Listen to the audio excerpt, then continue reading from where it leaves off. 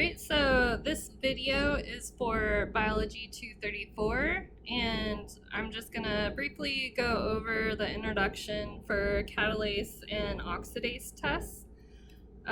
So for catalase, organisms that live in an oxygen-containing environment must have mechanisms to deal with harmful oxidation radicals.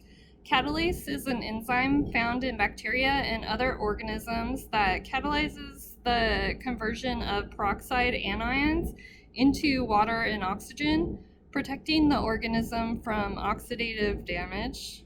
And so this is peroxide going to water and oxygen. The catalase test, this differential test is used to determine if a culture produces the catalase enzyme. Hydrogen peroxide is added to a sample of bacteria on a microscope slide. Bubbles will form if an organism possesses catalase, while no bubbles will form in the presence of an organism that does not make catalase. A positive catalase test should not be interpreted as the organism being an obligate aerobe or a facilitative anaerobe, only that it possesses catalase. Cytochrome oxidase.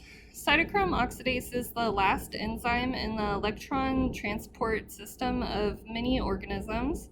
This enzyme is responsible for reducing oxygen in the final step of aerobic respiration, forming water as an end product. So we will need the Bacta incinerator or equipment tray, a TSA plate of our culture.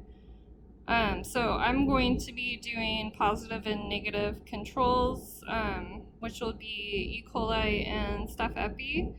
We'll need our microscope slides and some fresh hydrogen peroxide. So I'll gather those things and be right back.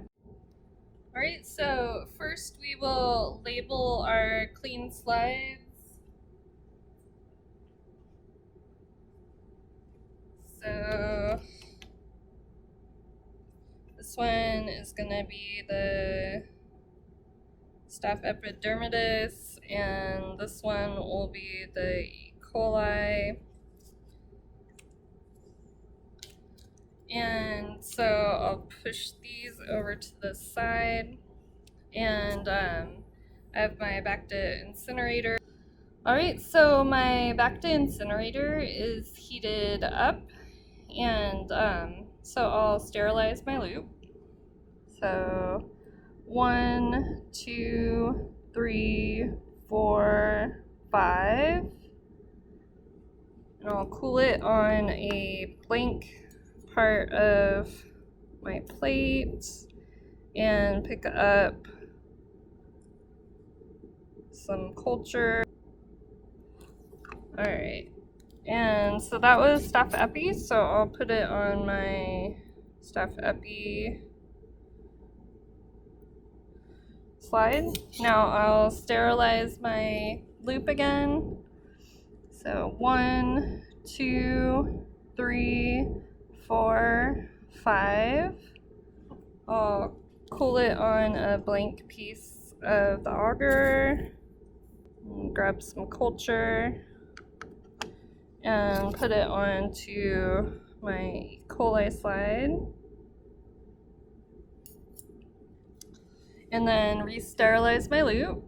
So 1, 2, 3, 4, 5. And then let that cool.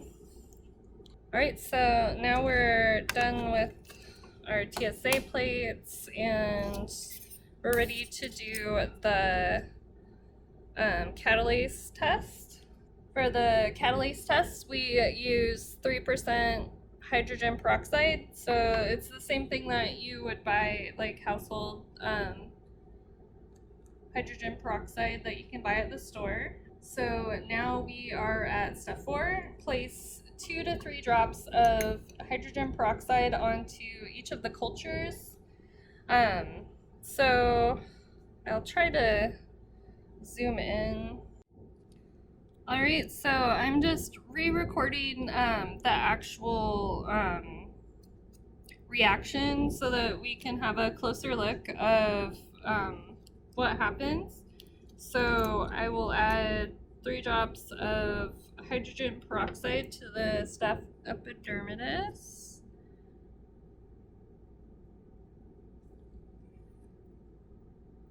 And you can see that it's definitely bubbling. So now I'll add hydrogen peroxide to the E. coli.